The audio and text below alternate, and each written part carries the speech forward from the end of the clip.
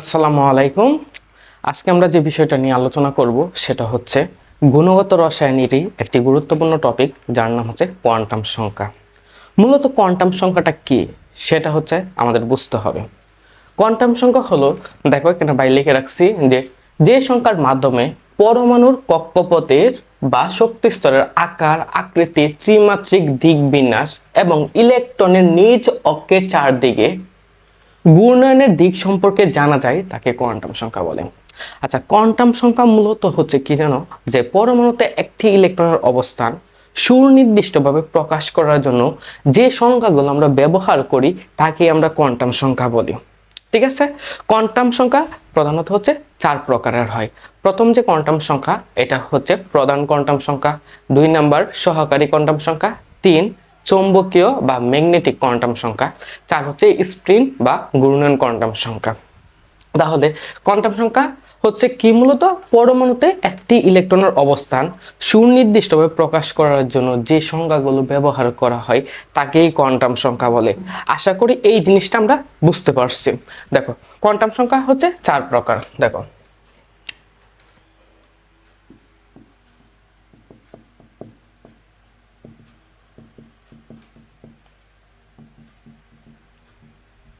চার প্রকার।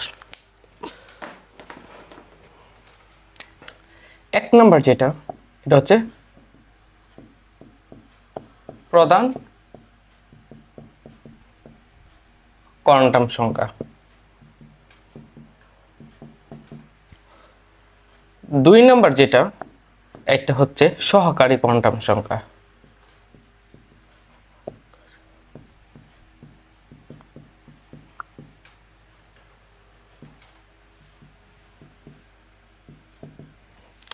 সংখ্যা 3 নাম্বার হচ্ছে চৌম্বকীয় বা ম্যাগনেটিক কোয়ান্টাম সংখ্যা। আর 4 নাম্বার হচ্ছে তোমার মনে করো স্পিন কোয়ান্টাম সংখ্যা, স্পিন বা ঘূর্ণন কোয়ান্টাম সংখ্যা। আশা করি এখানে আমরা চারটা যে কোয়ান্টাম সংখ্যা এটা আমরা বুঝতে পারছি। প্রথম হচ্ছে কোয়ান্টাম সংখ্যা হচ্ছে চার প্রকার। একটা নাম হচ্ছে প্রধান কোয়ান্টাম সংখ্যা, 2 হচ্ছে সহকারী কোয়ান্টাম সংখ্যা, 3 হচ্ছে চৌম্বকীয় বা ম্যাগনেটিক কোয়ান্টাম সংখ্যা এবং 4 নম্বর যেটা সেটা হচ্ছে তোমার এই স্পিন বা ঘূর্ণন কোয়ান্টাম সংখ্যা। এখন আমরা আলাদা আলাদাভাবে তোমার মনে করো প্রধান কোয়ান্টাম সংখ্যা কি, সহকারী কোয়ান্টাম সংখ্যা কি, চৌম্বকীয় কোয়ান্টাম সংখ্যা কি, এই প্রত্যেকটা জিনিস নিয়ে বিস্তারিত আমরা আলোচনা করব। দেখো, যে প্রধান কোয়ান্টাম সংখ্যা এটা মূলত কি, দেখো কি বলা আছে, যে কোয়ান্টাম সংখ্যার সাহায্যে শক্তি স্তরের আকাশ প্রকাশ করা হয় তাকে প্রধান কোয়ান্টাম সংখ্যা বা প্রিন্সিপাল কোয়ান্টাম নাম্বার বলা হয়। যে কোয়ান্টাম সংখ্যার সাহায্যে শক্তি স্তরের আকার জানা যায় তাকে প্রধান কোয়ান্টাম সংখ্যা বলে। তাহলে আসো আমরা প্রধান কোয়ান্টাম সংখ্যার যে ব্যাপারটা সেটা নিয়ে একটু আলোচনা করি। দেখো, প্রধান কোয়ান্টাম সংখ্যাকে n দ্বারা প্রকাশ করা হয়। একে n দ্বারা প্রকাশ করা হয়। দেখো এই জিনিসটা বুঝছো কিনা, একে n দ্বারা প্রকাশ করা হয়। আর এই n এর মানগুলো কি কি হইতে পারে, দেখো n ইকুয়াল হইতে পারে 1 2 3 4 এরকম নাম্বার হইতে পারে। যখন কিনা n এর মান 1 তখন আমরা একে বলি হচ্ছে k শক্তি স্তর, এটা হচ্ছে l শক্তি স্তর, এটা হচ্ছে তোমার m শক্তি স্তর, আর এটা হচ্ছে n শক্তি স্তর। ব্যাপারটা বুঝতে পারছো? এই যে জিনিসগুলো এইগুলোরে আমরা এক একটা কি বলি, শেল বলি, অরবিট বলি, শক্তি স্তর বলি, অথবা স্থির কক্ষপথ বলা হয়। বুঝতে পারছি? দেখো, যখন কিনা তোমার মনে করো যে এই যে পরমাণুর কেন্দ্রে থাকে নিউক্লিয়াস, এটা আমরা সবাই জানি। এই যে প্রথম শক্তি স্তর, দ্বিতীয় শক্তি স্তর, তৃতীয় শক্তি স্তর, এই যে চতুর্থ শক্তি স্তর। এই যে এটা হচ্ছে নিউক্লিয়াস, এটা হচ্ছে কে এল এম এন। মূলত এটা দ্বারা আমরা কি বুঝতে পারি, শক্তি স্তরের আকার সম্পর্কে একটা ধারণা পাইতে পারি। ঠিক আছে, যখন কিনা তোমার মনে করো যে কে শেল, তখন কি নিউক্লিয়াস হতে ইলেকট্রনের দূরত্বটা কাছাকাছি, এল শেল হইলে একটু দূরে, এম শেল হইলে দেখো নিউক্লিয়াস থেকে শক্তি স্তর যত বাড়তেছে নিউক্লিয়াস থেকে তার দূরত্ব তত বাড়তেছে। তাহলে এক কথায় আমরা এখানে কি বলতে পারি, যে এই যে প্রধান শক্তি স্তরের মাধ্যমে আমরা এই পরমাণুর আকার সম্পর্কে একটা ধারণা পাবো। নিউক্লিয়াস হতে ইলেকট্রনটা কতটুকু দূরে অবস্থান করতেছে এই জিনিসটা সম্পর্কে আমরা একটা ধারণা পাবো। তাহলে আমরা এই জায়গা থেকে আমরা কি বুঝতে পারতেছি যে এই যে কোয়ান্টাম সংখ্যা মূলত 4 প্রকারের। এর মধ্যে প্রথম যে কোয়ান্টাম সংখ্যা এটার নাম হচ্ছে প্রধান কোয়ান্টাম সংখ্যা। প্রধান কোয়ান্টাম সংখ্যাকে n দ্বারা প্রকাশ করা হয়, ঠিক আছে। আর n এর মানগুলো হইতে পারে 1 2 3 4 এরকম ইনফিনিটি সংখ্যক হইতে পারে। হ্যাঁ, কে এল এম এন এগুলোরে আমরা আবার কি বলতে পারি, এগুলোরে আমরা এক একটা শক্তি স্তর বলতে পারি, অরবিট বলতে পারি, তারপর স্থির কক্ষপথ শেল বলতে পারি। এই জিনিসগুলো একটু মাথায় রাখতে হবে। হ্যাঁ, তাহলে এখান থেকে আমরা প্রধান কোয়ান্টাম সংখ্যা সম্পর্কে মোটামুটি একটা ধারণা আমরা পেয়ে গেছি। তারপর হচ্ছে 2 নম্বর যে কোয়ান্টাম সংখ্যা এটার নাম ছিল হচ্ছে সহকারী কোয়ান্টাম সংখ্যা, বা এটা 2 নম্বর ছিল।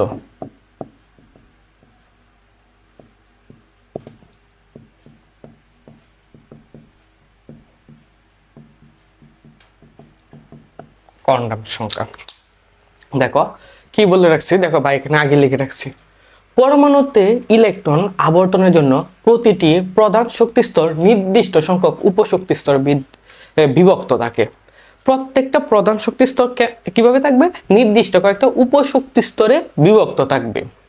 একটি প্রধান শক্তি স্তরে কয়টি উপশক্তি স্তর রয়েছে, একটা প্রধান শক্তি স্তরের মধ্যে কয়টি উপশক্তি স্তর রয়েছে, এবং ইলেকট্রন প্রধান শক্তি স্তরে কোন উপশক্তি স্তরে নিউক্লিয়াসকে কেন্দ্র করে ঘুরছে বা আবর্তন করছে তা প্রকাশ করার জন্য যে সংখ্যা ব্যবহার করা হয় সেটার নাম হচ্ছে তোমার মনে করো যে সহকারী কোয়ান্টাম সংখ্যা। আমি আবার বলছি শোনো, পরমাণুতে আবর্তনের জন্য প্রতিটি প্রধান শক্তি স্তর নির্দিষ্ট সংখ্যক কি উপশক্তি স্তরে বিভক্ত, এটা একটু বোঝাও। তারপর হচ্ছে এখানে আবার বলা আছে একটি প্রধান শক্তি স্তর কয়টি উপশক্তি স্তর রয়েছে এবং ইলেকট্রন প্রধান শক্তি স্তরের কোন উপশক্তি স্তরে নিউক্লিয়াসকে আবর্তন করে ঘুরছে তা জানার জন্য যে কোয়ান্টাম সংখ্যা ব্যবহার করা হয় তাকে বলা হয় সহকারী কোয়ান্টাম সংখ্যা। আসো, এই সহকারী কোয়ান্টাম সংখ্যার একটা সূত্র আছে, দেখো একে একে এল দ্বারা প্রকাশ করা হয়, একে এল দ্বারা প্রকাশ করা হয়। এই যে এল এর মানগুলো হয় এটা হচ্ছে 0 থেকে n-1 পর্যন্ত। ভাই এই সূত্রটা অনেক বেশি ইম্পর্টেন্ট, অনেক বেশি ইম্পর্টেন্ট। এটা এই যে প্রত্যেকটা সূত্রে এখানকার অনেক ইম্পর্টেন্ট, এর মধ্যে এটা একটু অন্যতম। দেখো যেমন হচ্ছে তোমার মনে করো এল এর মান যখন কিনা তোমার n এর মান 1 হবে, একটু তাকাও ভাই, n এর মান 1 হলে তাহলে এল এর মান কত, দেখো 1 থেকে 1 বিয়োগ করলে তাহলে কত, 0ই থাকতেছে, তাই না? তাহলে এটা হচ্ছে 0। n এর মান যখন কিনা 2 হবে তখন l এর মান কি হইতেছে, দেখো যে 2 থেকে 1 বিয়োগ করো, তার মানে এখানে आंसर হচ্ছে 1। তাহলে 0 থেকে 1 0 1। তারপর হচ্ছে n এর মান যদি 3 লিখি তাহলে l এর মান কত হইতেছে 0 1 2। যখন কিনা n এর মান আমরা 4 লিখতে পারতেছি তখন l এর মান হইতেছে 0 1 2 3। এই যে দেখো এটা হচ্ছে প্রধান শক্তি স্তর, এই প্রধান শক্তি স্তর আরেকটা উপশক্তি স্তর, এই যে নাম্বারগুলো এগুলো হচ্ছে এক একটা উপশক্তি স্তর। দেখো যখন কিনা একটু একটু বোঝার চেষ্টা করো, দেখো যে এই যে এখানে কি কি উপশক্তি স্তর আছে, দেখো এটা হচ্ছে এল এর মান, এটা হচ্ছে উপশক্তি স্তর, উপশক্তি স্তর, আর এটা হচ্ছে তার আকৃতি, আকৃতি। এল এর মান যখন 0 তখন এটা হচ্ছে এস উপশক্তি স্তর, ঠিক আছে ভাই। আর এটার যে আকৃতি, এটা আকৃতি হচ্ছে বৃত্তাকার। দেখো এল এর মান যখন কিনা 1 তখন উপশক্তি স্তরের নাম হচ্ছে পি। এটার যে আকৃতি হয়, এটার আকৃতি হয় ডাম্বেল আকৃতির। ডাম্বেল আকৃতি কি বা একটু পরে দেখিয়ে দেব। এল এর মান যখন কিনা 2 তখন এটা হচ্ছে ডি, আর ডি হচ্ছে ডাবল ডাম্বেল আকৃতির, ডাবল ডাম্বেল। আর 3 হলে এটা হচ্ছে এফ উপশক্তি স্তর, এটা হচ্ছে ত্রিমাত্রিক। দেখো এই যে সহকারী কোয়ান্টাম সংখ্যার এই এল এর মানের উপরে কিন্তু ভিত্তি করে দেখো এস পি ডি এফ এবং তাদের আকৃতিগুলো কেমন হবে। এস হলো বৃত্তাকার, পি হচ্ছে ডাম্বেল আকৃতির, ডি হচ্ছে ডাবল ডাম্বেল আকৃতির এবং এফ হচ্ছে ত্রিমাত্রিক। আশা করি এই জিনিসটা বুঝতে তোমরা পারছো। দেখো এই যে এটা হচ্ছে প্রথম শক্তি স্তর, যেটা প্রথম শক্তি স্তরে শুধু আছে এই এল এর মান 0, আর 0 মানে হচ্ছে এই জায়গার মধ্যে আমরা পাবো হচ্ছে শুধু 1s উপশক্তি স্তরটা। দ্বিতীয় শক্তি স্তরের মধ্যে কি আছে একটু দেখার চেষ্টা করো। এটা হচ্ছে তোমার দেখো 2s আর 2p, এই 0 মানেই তো s আর 1 মানে কি p, তাহলে এটার মধ্যে কি লিখতে পারি 2s 2p। আর হচ্ছে তৃতীয় শক্তি স্তরের মধ্যে দেখো কি আছে, এটা হচ্ছে 3s 3p আর কি 3d আছে। এবং চতুর্থ শক্তি স্তরের মধ্যে কি কি আছে দেখো 4s 4p 4d and 4f। তাহলে দেখো আমরা প্রথম যে শক্তি স্তর সেখানে শুধু 1s উপশক্তি স্তর বিদ্যমান, দ্বিতীয় শক্তি স্তরের মধ্যে 2s ও 2p বিদ্যমান, তৃতীয় শক্তি স্তরের মধ্যে 3s ও 3p বিদ্যমান, আর চতুর্থ শক্তি স্তরে 4s 4p 4d ও 4f বিদ্যমান। তাহলে আমরা সহকারী কোয়ান্টাম সংখ্যার মাধ্যমে কি কি জিনিস বুঝতে পারলাম, কি কি জিনিস জানতে পারলাম। আচ্ছা, এই সহকারী কোয়ান্টাম সংখ্যার মাধ্যমে আমরা বুঝতে পারতেছি হচ্ছে ইলেকট্রনটা কোন উপশক্তি স্তরে আছে। ঠিক আছে ভাই, ইলেকট্রনটা কোন উপশক্তি স্তরের মধ্যে আছে। তারপর হচ্ছে এই যে উপশক্তি স্তরের নাম, উপশক্তি স্তরের আকৃতি, এটা দেখতে কেমন। ভাই এই অংশটা কি পরিমাণ যে এমসিকিউ এর জন্য ইম্পর্টেন্ট যা বলার বাইরে। এখানে এমসিকিউ এর জন্য এটা মোস্ট ইম্পর্টেন্ট, এমসিকিউ এর জন্য অনেক বেশি ইম্পর্টেন্ট। তোমরা বলে রাখবে যে নিচের কোনটি বৃত্তাকার, নিচের কোনটি ডাম্বেল আকৃতির, তারপর এফ এর আকৃতি কেমন, ওটা হচ্ছে ত্রিমাত্রিক। আশা করি এই জিনিসটা হয়তো তোমরা বুঝতে পেরেছো যে পরবর্তী যেটা এই জায়গা থেকে কি টাইপের প্রশ্ন আসতে পারে এটাও কিন্তু আমরা দেখার দরকার আছে। দেখো 3D সম্ভব হলেও 3f সম্ভব নয় কেন? এটাতে কতবার অনুধাবনের মধ্যে আসছে এই প্রশ্নটা, যা বলার বাইরে। দেখো 3D সম্ভব হলেও 3f সম্ভব নয় কেন? দেখো আমাদের এই সূত্রের মধ্যে কি বলে, l থেকে n এবং l এর মধ্যে এক পার্থক্য থাকবে, 1 পার্থক্য থাকবে। l এর মান 0 থেকে n-1, n এর মান যদি হয় 3, l এর মান সর্বোচ্চ হইতে পারে হচ্ছে তোমার 2, n এর মান যদি 4 হয় l এর মান সর্বোচ্চ হইতে পারে কত 3, এর বেশি হওয়া সম্ভব না। দেখো এই যে 3D অরবিটালের ক্ষেত্রে যদি আমরা আগাই তাহলে এখানে n এর মান কত ভাই, n এর মান হচ্ছে 3, আর হচ্ছে l এর মান 2 মানে তো l এর মান সরি যে d মানে তো l এর মান 2, তাহলে দেখো এটা কিন্তু সম্ভব, কিন্তু দেখো এটার ক্ষেত্রে দেখো তো n এর মান কত 3 এবং হচ্ছে l এর মান কিন্তু 3। আচ্ছা ভাই n এবং l কি কখনো সমান হওয়া সম্ভব? এই জিনিস একটু লক্ষ্য করো তো, এই সূত্রের মধ্যে কি বলছি, l এবং n এর মধ্যে এক পার্থক্য থাকবেই। তাহলে দেখো এই জায়গা থেকে আমরা এটা তো অবশ্যই বলতে পারি n নট ইকুয়াল l, এটা কোনো দিনও সম্ভব হবে না, যেহেতু n এর মান l এর মানের সমান হওয়া সম্ভব নয়, যা একটা কাল্পনিক, তাই 3f সম্ভব নয়। আবার এই জায়গা থেকে আরেকটা প্রশ্ন আসতে পারে, আরেকটা প্রশ্ন হচ্ছে এরকম প্রশ্ন দিয়ে দেয়, এটা হচ্ছে 2p সম্ভব হলেও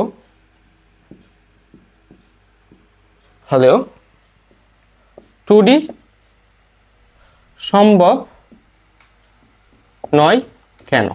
আশা করি এই প্রশ্নের আনসারটা তোমরা ইজিলি দিতে পারবা, কারণ এটাও তো সেম জিনিসই, সেম ভাবে ব্যাখ্যা দিলে ইনশাল্লাহ আমরা এটা সলভ করতে পারবো। হ্যাঁ ওকে, তাহলে আমরা সহকারী কোয়ান্টাম সংখ্যা থেকে কি কি টাইপের প্রশ্ন আসতে পারে এটা নিয়ে আমরা মোটামুটি একটা আইডিয়া পেয়ে গেলাম। এখন হচ্ছে চৌম্বকীয় কোয়ান্টাম সংখ্যা বা ম্যাগনেটিক কোয়ান্টাম নাম্বার, যেটা এটা নিয়ে আলোচনা করি। চৌম্বকীয়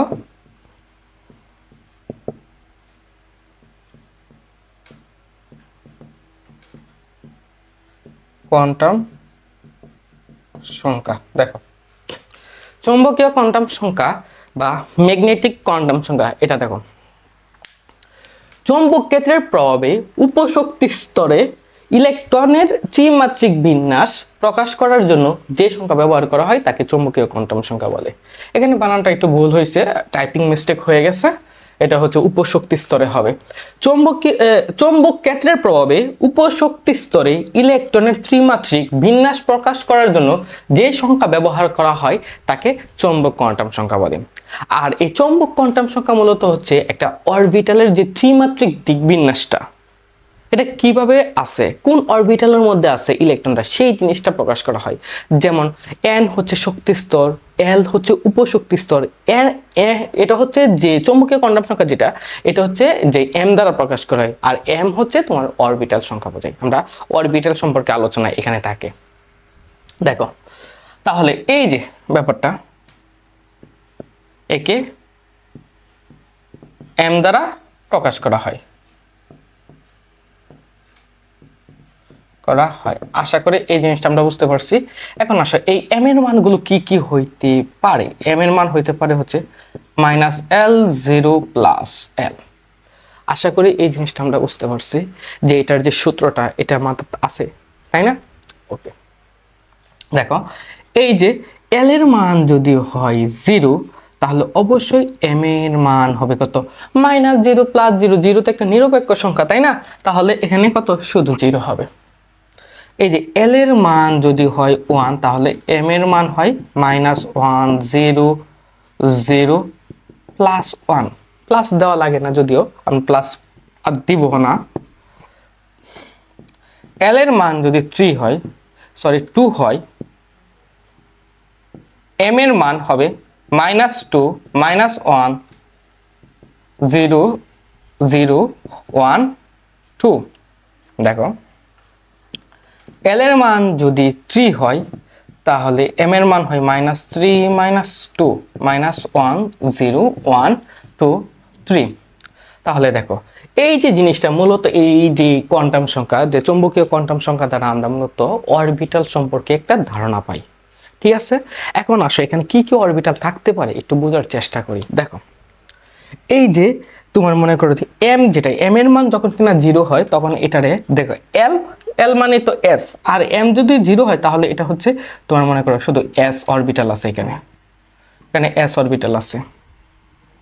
এই যে 1 মানে কিন্তু p, l এর মান 1 মানে কিন্তু p, এই জিনিসটা কিন্তু মাথায় রাখতে হবে। তাহলে 1 যদি হয় তাহলে এই জায়গাটা আমরা লিখতে পারি px py আর একটা হচ্ছে pz। এই তিনটা অরবিটাল হয়তো আমরা বুঝতে পেরেছি। ঠিক আছে, আর m এর মান যদি হয় -2 -1 0 1 2, এটা যদি হয় তাহলে এই যে অরবিটালটা, এই অরবিটালটা হচ্ছে তোমার মনে করো এরকম হয় dxy dyz dzx dx² - y², আরেকটা অরবিটাল হচ্ছে g dz²। আর এটার ক্ষেত্রে এই যে দেখো এখানে অরবিটাল আছে একটা, এখানে আছে 3টা, এখানে আছে 5টা, এখানে আছে 7টা। এই যে এটারও মূলত 7টা অরবিটাল হয়। এই 7টা অরবিটালটা তোমার মনে করো এই সিলেবাসে তোমাদের যদিও লাগে না, তাহলে দেখো এই যে যখন কিনা l এর মান 0, m কয়টা আছে? একটাই, m এর সংখ্যা 1, তার মানে এখানে অরবিটাল আছে মাত্র একটি। এখানে অরবিটাল সংখ্যা দেখো এই যে এখানে অরবিটাল সংখ্যা হচ্ছে এই যে 3 সংখ্যা আছে না, তার মানে অরবিটাল সংখ্যা হচ্ছে 3টি। এখানে এই যে নাম্বার কত? 5 আছে, তাহলে এখানে অরবিটাল সংখ্যা হচ্ছে 5। এই যে ব্যাপারটা এখানে হচ্ছে 7, তার মানে এখানে অরবিটাল সংখ্যা হচ্ছে 7টি।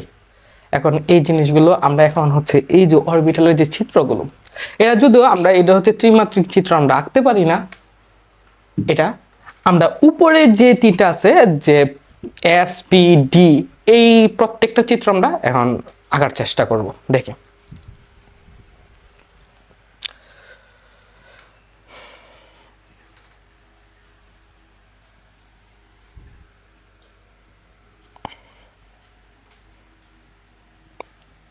এখন হচ্ছে অরবিটালের চিত্র।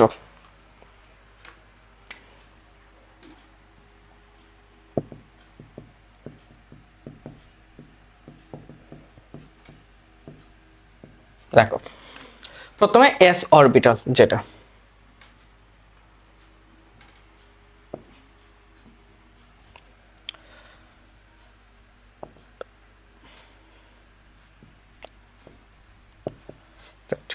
এই যে অরবিটাল, এটা হচ্ছে এস অরবিটালের চিত্র। এটা হচ্ছে বৃত্তাকার হয়। ঠিক আছে, এটা কালার পেন দিয়ে দেখায় দিই নতুন করে। দেখো এটা কালার পেন আমরা দেখায় দিই, এই যে এটা হচ্ছে এস অরবিটাল, তারপর হচ্ছে এটা হচ্ছে এস অরবিটাল, এস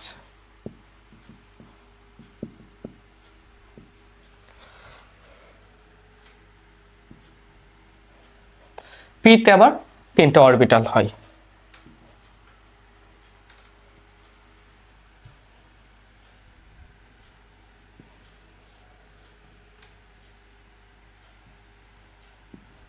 দেখো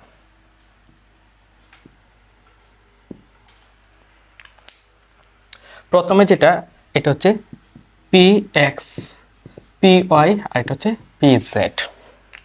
তাহলে এখানকার যে চিত্রটা এটা হয় এরকম, পি এক্স পি ওয়াই হয় এরকম, আর হচ্ছে পি জেড যেটা। আশা করি এই চিত্রগুলো আমরা হয়তো বুঝতে পারছি, ঠিক আছে। এখন এই 3টা চিত্র যদি আমরা একসাথে থাকতাম তাহলে পি অরবিটালের চিত্রটা কেমন হইতো একটু দেখো।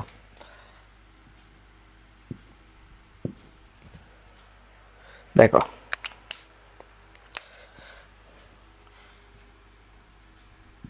পি এক্স, এটা হচ্ছে পি জেড, আর এটা হচ্ছে পি ওয়াই।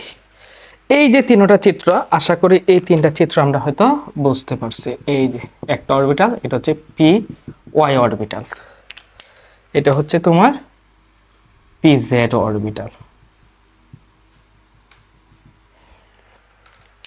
আরেকটা যেটা এই যে এই অরবিটালগুলো, আশা করি এই জিনিসটা হয়তো আমরা বুঝতে পারছি। এরপর কিন্তু ডিতে আবার কিন্তু 5টা চিত্র হয়, D X Y D Y Z এরকম 5টা হয়। দেখো এই ডির 5টা চিত্র আমরা আঁকি।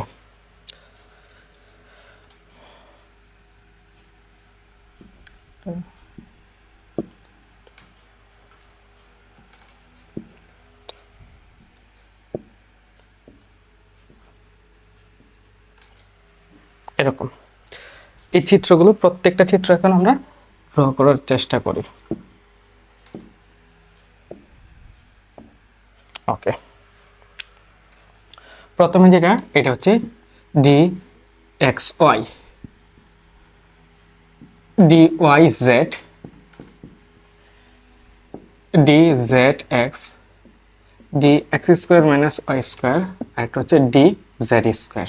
দেখো ডি এক্স ওয়াই এর যে চিত্রটা এটা কেমন হয়, এই 3টা চিত্র মূলত আমরা এই চিত্রগুলো এগুলো হচ্ছে ত্রিমাত্রিক চিত্র, এই চিত্রগুলো আমরা তেমন ভালো করে আঁকতে পারি না, জাস্ট একটা অনুরূপ আমরা আঁকতে পারি এই জিনিসগুলো। দেখো এটার যে চিত্রটা সেটা হয় হচ্ছে এমন, এই 3টা চিত্রই সেম হয়। আর এটার ক্ষেত্রে একটু মাথাতে রাখবা যে যেহেতু এটা এক্স ওয়াই তাহলে এই অক্ষটা হচ্ছে এক্স ওয়াই, এই যে অক্ষ যেটা এটা হচ্ছে ভাই ওয়াই জেড, এটা কিন্তু ভাই আমরা ত্রিমাত্রিক অক্ষ আঁকতেছি। আরেকটা যেটা এটা হচ্ছে জেড এক্স, এই জিনিসগুলো একটু মাথাতে রাখতে হবে। আর এটা হচ্ছে ডি জেড যেটা, আর এটা হচ্ছে এক্স ওয়াই এরকম। দেখি এই জিনিসগুলো একটু দেখার চেষ্টা করি। দেখো চিত্রগুলো কেমন হয়, এটার যে চিত্রটা এমন হয়, এই 3টা চিত্রই প্রায় সেম।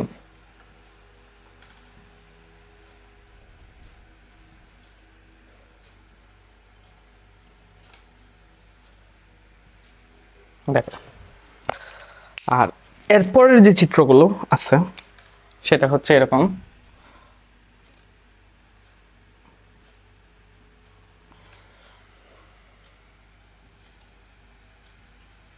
আর এই জায়গার মধ্যে এই জায়গাটা হচ্ছে তোমার একটা নিউক্লিয়াসের একটা লুপ থাকে, নিউক্লিয়াস। এই যে দেখো এই যে 5টা চিত্র, এই 5টা চিত্র একটু মাথাতে রাখতে হবে। দেখো এই চিত্রগুলোর মধ্যে কোনটা কি একটু সুন্দর করে সাজিয়ে দিই। দেখো তাহলে দেখো আমাদের যে অরবিটালগুলো ছিল, এই 5টা অরবিটাল, এই 5টা সরি এই যে অরবিটালগুলো ছিল এস পি ডি এফ, এই প্রত্যেকটারই চিত্র আঁকার চেষ্টা করছি। দেখো এস অরবিটাল হচ্ছে ডাম্বেল আকৃতির। এই যে এখানে বৃত্ত কয়টা আছে, একটা বৃত্ত আছে, দেখে এখানে লুপ সংখ্যা হচ্ছে 1। দেখো এই যে এখানে আবার একটা লুপ নিয়ে একটু আলোচনা আছে, লুপ সংখ্যা হচ্ছে এখানে 1টি। আর এই যে পি এক্স এর মধ্যে লুপ, এখানে দেখো বৃত্ত কয়টা, এই যে একটা, দুইটা, এখানে লুপ হচ্ছে 2টা, এখানে লুপ 2টা, এখানে লুপ 2টা, টোটাল পি তে লুপ থাকে হচ্ছে ঠিক 6টা। একটু বোঝার চেষ্টা করো, এখানে লুপ থাকবে হচ্ছে 6টা। তাহলে পি তে পি অরবিটালের ক্ষেত্রে লুপ হচ্ছে 6টি, লুপ 6টি। আবার দেখো এই যে ডি তে লুপগুলো একটু বোঝার চেষ্টা করো, ডি এক্স ওয়াই এখানে 4টি, ডি ওয়াই জেড এখানে 4টি আছে, ডি জেড এক্স এখানে 4টি, D X square minus Y square এখানে 4টি। তাহলে 4 4 কত, 16। আর এক্সেপশন হচ্ছে এটা, ডি জেড স্কোয়ার লুপ থাকে মাত্র হচ্ছে 2টা। তার মানে ডি অরবিটালে এখানে আমাদের লুপ সংখ্যা হবে 18টি। আশা করি এই জিনিসগুলো বুঝতে পারছি। আমাদের মনে হয় যে মোটামুটি ভাবে যে অরবিটালের এই চিত্রগুলো তোমরা আঁকতে পারবা, আমার বিশ্বাস। আমি চেষ্টা করছি এগুলো একটু বোঝানোর, জানি না কতটুকু পারছি, না বুঝলে অবশ্যই ভাইয়াকে জানাইবা। দেখো এই জিনিসগুলো খুবই সহজ, একটু মনোযোগ দিয়ে বেসিকগুলো যদি পড়ো, আশা করি এই জিনিসগুলো তোমার বুঝতে পারবা তুমি। এই জিনিসগুলো যদি পারো, পরবর্তীতে তুমি ইলেকট্রন বিন্যাসের নীতি সম্পর্কে ভালো আইডিয়া থাকবে, যেমন হচ্ছে আউভার নীতি, হুন্ডিয়ার নীতি, পাউলির বর্জন নীতি। এই যে কনসেপ্টগুলো যদি তোমার বেসিকগুলো যদি স্ট্রং থাকে, তোমার যে কোনো জায়গা থেকে প্রশ্ন দেখ না কেন, তুমি কিন্তু সহজে সমাধান করতে পারবা। তাহলে আমাদের এই যে চৌম্বকীয় কোয়ান্টাম সংখ্যা, এটা আমাদের মোটামুটি ক্লিয়ার। এখন এই জায়গা থেকে একটা প্রশ্ন সমাধান করি আমরা, দেখি। এখানে যে আমরা প্র্যাকটিসটা রাখছি সেটা হচ্ছে তৃতীয় শক্তি স্তরে কতটি অরবিটাল রয়েছে। আর হচ্ছে চৌম্বকীয় কোয়ান্টাম সংখ্যা দ্বারা আমরা কি বুঝতে পারি, এই জিনিসটা একটু বুঝো। চৌম্বকীয় কোয়ান্টাম সংখ্যা হচ্ছে অরবিটাল এবং অরবিটালের চৌম্বক ধর্ম জানা যায়। ঠিক আছে ভাই, অরবিটাল ও অরবিটালের চৌম্বক ধর্ম জানা যায়। আসুন, তৃতীয় শক্তি স্তরে কতটি অরবিটাল রয়েছে। দেখো অরবিটাল জানতে পারি আমরা কোন শক্তি স্তর, কোন কোয়ান্টাম সংখ্যা থেকে, চৌম্বকীয় কোয়ান্টাম সংখ্যা। চৌম্বকীয় কোয়ান্টাম সংখ্যার মধ্যে তোমার আসতে গেলে অবশ্যই তোমার আগে এন ভ্যালু জানতে হবে, প্রধান কোয়ান্টাম সংখ্যা, দেন সহকারী কোয়ান্টাম সংখ্যা, এরপর হচ্ছে তোমার চৌম্বকীয় কোয়ান্টাম সংখ্যা। আসো তাহলে আমরা তৃতীয় শক্তি স্তরে অরবিটাল সংখ্যা বের করি, এখানেই করে ফেলি।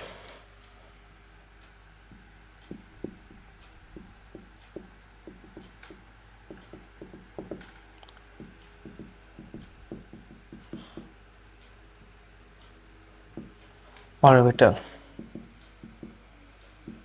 সংখ্যা দেখো,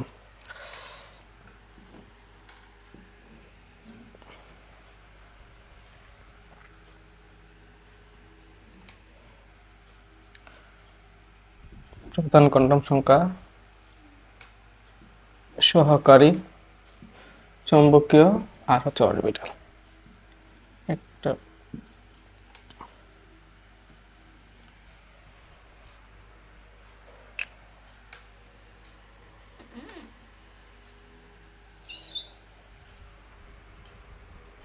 ঠিক আছে। এই যে এটা হচ্ছে প্রধান কোয়ান্টাম সংখ্যা, প্রধান কোয়ান্টাম সংখ্যা, একে আমরা এন দ্বারা প্রকাশ করি। এটা হচ্ছে সহকারী কোয়ান্টাম সংখ্যা, যেটা এল দ্বারা প্রকাশ করা হয় 0 থেকে n-1 পর্যন্ত। আর একটা হচ্ছে চৌম্বকীয় কোয়ান্টাম সংখ্যা, এটা হচ্ছে এম দ্বারা প্রকাশ করা হয় -L0 +L পর্যন্ত হয়। আর এটা হচ্ছে তোমাদের অরবিটাল, আমাদের কাঙ্ক্ষিত যে আনসারটা হবে সেটা। এই যে দেখো এখানে বলা আছে তৃতীয় শক্তি স্তর, একটু বোঝার চেষ্টা করো, এটা কত, তৃতীয় শক্তি স্তর। তাহলে এন এর মান কত, প্রধান কোয়ান্টাম সংখ্যা দ্বারা আমরা শক্তি স্তর জানতে পারি, তাই না? তার মানে এখানে এন এর মানটা কত হবে, এন এর মানটা কত হবে, এই জিনিসটা একটু দেখো, এন এর মানটা কত হয়। এন এর মান হচ্ছে 3। আচ্ছা, এন এর মান 3 হলে এল এর মান কত হইতে পারে, 3 - 1 কত, 2, 0 1 2। তাহলে এটার আনসার হচ্ছে 0 1 2। তাহলে এই যে m এর এই মানটা এখানে বসাও, -0 0 +0, আমরা তো আগেই জানি যে 0 একটা নিরপেক্ষ সংখ্যা, এখানে 0 বসাবো আমরা। ঠিক আছে ভাই, এই যে 1 বসাই, তাহলে -1 0 1 +1 যেটা, 2 বসাই, তাহলে আনসার কত? -2 -1 0 1 2। আর এখানে অরবিটাল হচ্ছে একটি, এখানে হচ্ছে 3টি অরবিটাল, আর এখানে হচ্ছে 5টি। তাহলে আমাদের মোট অরবিটাল সংখ্যা এখানে কত দাঁড়ায় এটা একটু দেখার দরকার আছে। দেখো 1 3 আর 5, তার মানে এখানে আনসার কত হচ্ছে 4 আর 5 কত, টোটাল হচ্ছে 9। তাহলে এখানে উত্তরটা আমরা লিখতে পারি 9টি অরবিটাল। নিচে যেহেতু জায়গা নেই আমরা উপরে লিখলাম। এটা কিন্তু ভাই যদি অ্যাডমিশনে আসতো আমরা কিভাবে শর্টকাট করতাম এই জিনিসটা একটু দেখা দরকার আছে না। এটা হচ্ছে যে শর্টকাটটা হচ্ছে এরকম,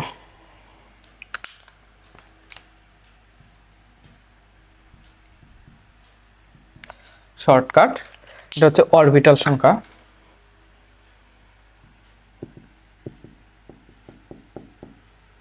অরবিটাল হচ্ছে n স্কয়ার। তাহলে দেখো n এর মান যেহেতু 3 স্কয়ার করি তাহলে 9 আনসার। এমসিকিউ আসলে ইজিলি আমরা আনসার করতে পারবো। যদি বলতাম চতুর্থ শক্তি স্তরের মধ্যে কয়টি অরবিটাল রয়েছে, তাহলে দেখো 4 এর স্কয়ার করো, তাহলে 4 স্কয়ার মানে হচ্ছে 16, মানে 16টি অরবিটাল আছে। আর এখানে আরেকটা গড় বেশি হইতো। আশা করি এই জিনিসটা হয়তো আমি বোঝাইতে পারছি তোমাদেরকে। এর পরবর্তী আমাদের লাস্ট এই যে কোয়ান্টাম সংখ্যার যে লাস্ট যে টপিকটা, এটা নিয়ে এখন আমরা আলোচনা করব, যেটা হচ্ছে তোমার যে স্পিন কোয়ান্টাম নাম্বার, যেটা স্পিন কোয়ান্টাম সংখ্যা। এখানে আগে বলে রাখছি স্পিন কোয়ান্টাম সংখ্যা হচ্ছে ইলেকট্রন নিজ অক্ষে চারদিকে ঘূর্ণনের দিক প্রকাশ করার জন্য যে সংখ্যা ব্যবহার করা হয় তাকে স্পিন বা ঘূর্ণন কোয়ান্টাম সংখ্যা বলে। ইলেকট্রন নিজ অক্ষের চারদিকে কিভাবে ঘুরতেছে, এটা কি ক্লক ওয়াইজ ঘুরতেছে নাকি এন্টি ক্লক ওয়াইজ ঘুরতেছে, এই জিনিসটা প্রকাশ করার জন্য যে কোয়ান্টাম সংখ্যা ব্যবহার করি তার নাম হচ্ছে স্পিন কোয়ান্টাম নাম্বার। একে এস দ্বারা প্রকাশ করা হয়।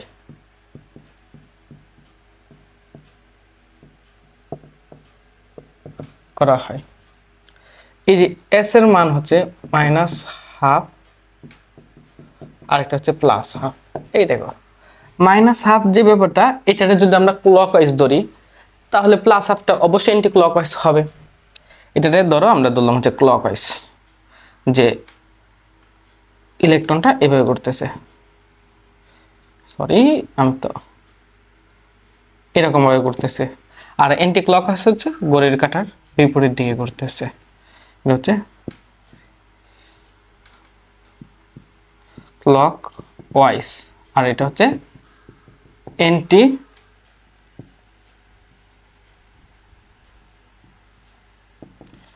ক্লকওয়াইজ। তাহলে এই জিনিসটা আমরা হয়তো বুঝতে পারছি ব্যাপারটা। তারপর হচ্ছে এটা হচ্ছে মূলত ইলেকট্রনের যে ঘূর্ণনটা এটা কোন দিকে ঘুরতেছে এই জিনিসটা জানার জন্য যে কোয়ান্টাম সংখ্যা এটা হচ্ছে স্পিন কোয়ান্টাম নাম্বার। আর এটা দ্বারা মূলত আমরা কি জিনিস জানতে পারি, এটা হচ্ছে ইলেকট্রন সংখ্যা আমরা জানতে পারি এটার মাধ্যমে, মানে কততম শক্তি স্তরে কয়টা ইলেকট্রন আছে এই জিনিসটা আমরা ইজিলি বুঝতে পারি। এই জায়গা থেকে একটা প্রবলেম সলভ করলেই আমাদের মোটামুটি আজকের পড়া শেষ হয়ে যাবে। দেখো দেখো প্র্যাকটিসটার মধ্যে কি আছে, চতুর্থ শক্তি স্তরে ইলেকট্রন সংখ্যা রয়েছে তা হিসাব করো। তাহলে হোমওয়ার্ক দিয়ে দিলাম হচ্ছে এম শেল মানে হচ্ছে তৃতীয় শক্তি স্তর, তৃতীয় শক্তি স্তরে কয়টি ইলেকট্রন রয়েছে সেটাও তোমরা বের করতে পারবা। আসি দেখো আমরা এটা এখানেই সলভ করে নিই। চতুর্থ শক্তি স্তরে ইলেকট্রন সংখ্যা, দেখো আচ্ছা ইলেকট্রন সংখ্যা পর্যন্ত যাইতে গেলে কিন্তু প্রধান কোয়ান্টাম সংখ্যা, সহকারী, চৌম্বকীয়, তারপর হচ্ছে স্পিন, লাস্টে গিয়ে স্পিন পর্যন্ত যাইতে হবে আমাদেরকে। জায়গা স্বল্পতা এখানে ছোট করে লিখি।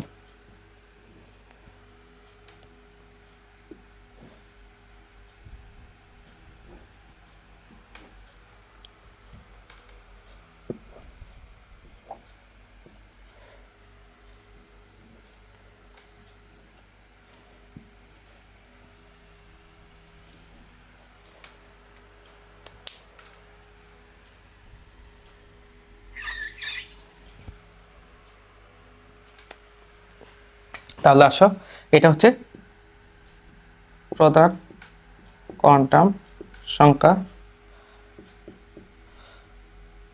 তারপর হচ্ছে স্পিন। প্রধান কোয়ান্টাম সংখ্যা n দ্বারা হচ্ছে সহকারী কোয়ান্টাম সংখ্যা, এটা l দ্বারা প্রকাশ করা হয়, 0 থেকে n-1 পর্যন্ত হয়। তারপর হচ্ছে চৌম্বকীয় কোয়ান্টাম সংখ্যা, এটা হচ্ছে m-l0 আর একটা +l। তারপর হচ্ছে স্পিন কোয়ান্টাম সংখ্যা -12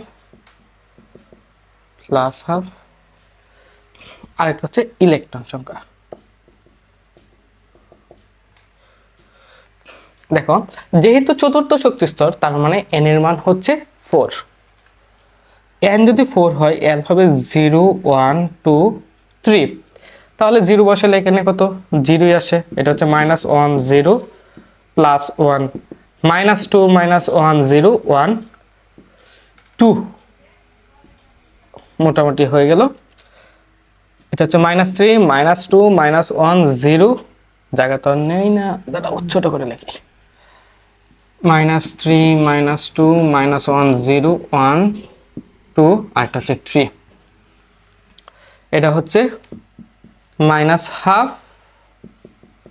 +12 -12 +12 -12 +12 -12 +12। দেখো এখানে দেখো অরবিটাল কত, এক একটা অরবিটালে ইলেকট্রন ধারণ করতে পারে হচ্ছে 2টা। এক একটা অরবিটালের মধ্যে ইলেকট্রন ধারণ করতে পারে হচ্ছে 2টা। দেখো এখানে দেখো অরবিটাল আছে একটা, তাহলে 2 একে 2, জিনিসটা বুঝতে পারছো? এই যে 3 দুগুণে 6, তাহলে এই যে জায়গাটা, এখানে 3টা অরবিটাল আছে, এখানে যেহেতু 5টা আছে 5 দ্বারা গুণ করি, তা এগুলো হচ্ছে এক একটা ইলেকট্রন, এটা মাথায় রাখতে হবে। -12 +12 মানে এক একটা ইলেকট্রন। তাহলে এখানে ইলেকট্রন হয় 6, এখানে হয় 10, আর এখানে যেহেতু 7টা আছে, তাহলে এখানে হইব 14। তার মানে দেখো এখান থেকে আমরা একটা জিনিস, সুন্দর করে একটা জিনিস জানি। দেখো কি কি জিনিস আমরা জানতে পারি। দেখো এই যে এস, এটা কি এস না, এটা পি, এটা ডি, এটা হচ্ছে এফ। দেখো আমরা ছোটবেলা যেটা মুখস্থ করতাম, এস এ ইলেকট্রন থাকতে পারে হচ্ছে এই যে 2টা। এই যে পিতে কয়টা ইলেকট্রন থাকে দেখো তো ভাই, এই যে পিতে 6টা, ডিতে এই যে 10টা, এফ এ এই যে 14টা। দেখছো ভাই কোথায় থেকে আসছে? তাহলে আমরা মোট যদি ইলেকট্রন সংখ্যা হিসাব করে দেখো তো এখানে কত হয়। এখানে হইতেছে তোমার মনে করো 24 আর 6 হচ্ছে 30, আর হচ্ছে 2 হচ্ছে 32। তার মানে এখানে মোট ইলেকট্রন থাকতে পারে হচ্ছে 32টি। ঠিক আছে, এখন দেখো এটা যদি আমরা শর্টকাটে করতাম তাহলে কিভাবে করতাম। দেখো শর্টকাটে করার একটা সূত্র আছে।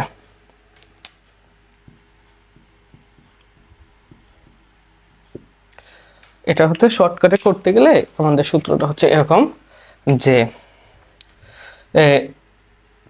ইলেকট্রন সংখ্যা, শক্তি স্তরে ইলেকট্রন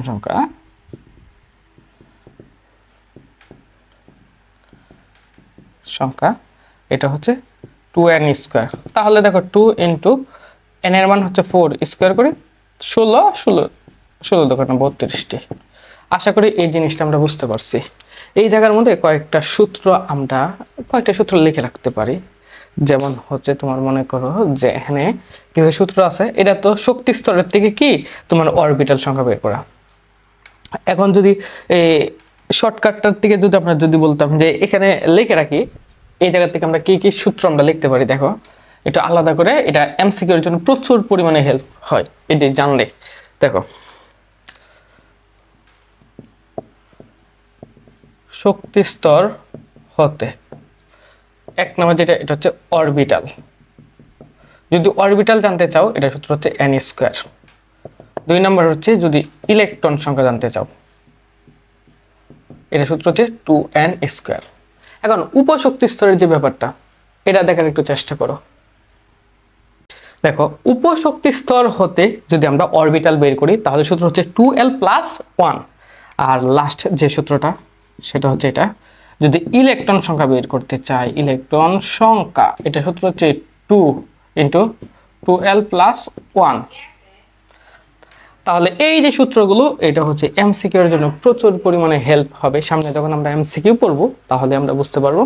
তার মানে আজকের যে ক্লাসটা ছিল সেটা হচ্ছে তোমার কোয়ান্টাম সংখ্যার যত বেসিক আছে, কোয়ান্টাম সংখ্যার যত বেসিক আছে, কোন কোয়ান্টাম সংখ্যাকে কি বলে, প্রত্যেকটা জিনিস দেখার চেষ্টা করছি এবং প্রত্যেকটা জায়গা থেকে একটা করে উদাহরণ দেওয়ার চেষ্টা করছি, আর কিছু এসডব্লিউ কিন্তু আমি রাখছি, এটা তোমরা করার চেষ্টা করবা। এবং দেখো যে এই যে কেমিস্ট্রি যে চ্যাপ্টারটা, একটা ফার্স্ট ইয়ারের স্টুডেন্ট যখন নতুন আসে তার কাছে এই জিনিসগুলো অনেক কঠিন মনে হয়। কেন কঠিন মনে হয়? তখন তারা ফার্স্ট ইয়ারের প্রথম 2-3 মাস চলে যায় শুধু তাদের বইয়ের বাস খুলতে খুলতে, যে কোনটার পর কোনটা পড়বে না পড়বে এই জিনিসটা।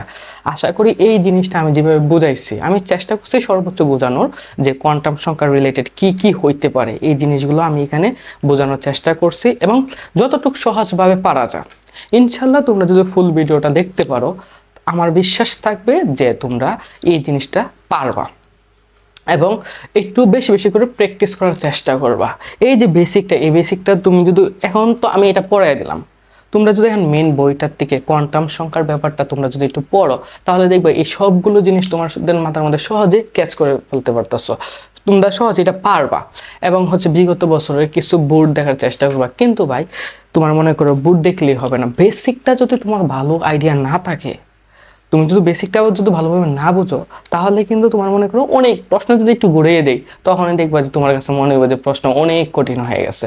আসলে প্রশ্ন মূলত হ্যাঁ কঠিন করতে পারে, তবে এই জায়গার থেকে, কেমিস্ট্রির থেকে কঠিন করার জায়গা আমি খুঁজে পাই না। এর পরবর্তীতে আমরা হচ্ছে এই কোয়ান্টাম সংখ্যা রিলেটেড যত এমসিকিউ আছে প্রত্যেকটা এমসিকিউ সমাধান করার চেষ্টা করব। অন্ততপক্ষে 15-20টা এমসিকিউ যতটুকুই পারি বিভিন্ন বই থেকে খুঁজে বের করে এখানকার এমসিকিউ দেখার চেষ্টা করব। তার পরবর্তীতে আছে ইলেকট্রন বিন্যাসের নীতি, যেটা হচ্ছে আহ্বাব নীতি, এটা তোমরা নবম দশম শ্রেণীতেই পড়ে আসছো। তারপর আছে হুন্ডের নীতি, এটা একটু নতুন। পলির নীতিটা মোটামুটি ভালো নতুন। তো এই জিনিসগুলো তুমি তখনই পারবা যখন কিনা তোমার কোয়ান্টাম সংখ্যা সম্পর্কে সহজে ধারণা থাকবে। না হলে তোমার মনে করো ধারণা যদি না থাকে, এই জিনিসগুলো তুমি যদি বুঝে বুঝে পড়তে পারো, আমার বিশ্বাস এই জায়গার থেকে সমস্যা হওয়ার কথা না। আজকে এতটুকুই রাখলাম, আল্লাহ হাফেজ।